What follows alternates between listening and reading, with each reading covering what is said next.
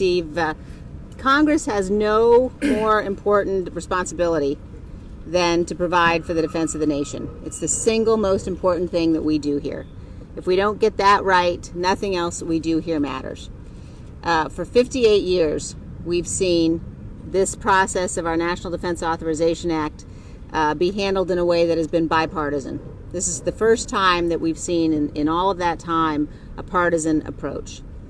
And not only are we facing a situation today where Speaker Pelosi and the Democrats have decided to play politics with this crucial issue.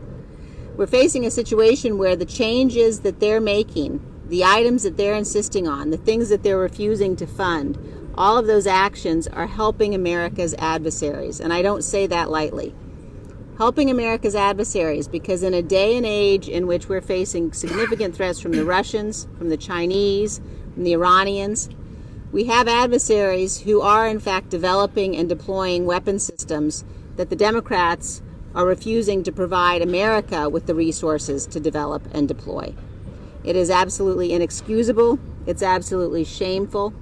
And we ought to be in a position where we can come together to do the right thing.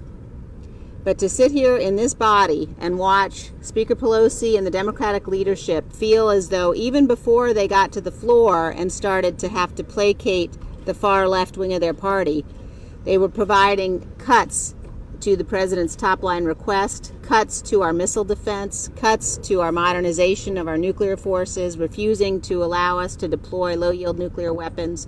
It's shameful. They're failing fundamentally to uphold their constitutional duty. And they're failing in the most important thing we do, which is be worthy of the sacrifice of those men and women who put on the uniform and go to protect all of us.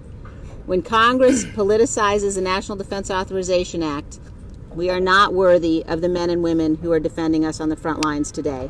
So we call on Speaker Pelosi to end this partisan game and do what's right and to fulfill her constitutional obligation to provide for the common defense.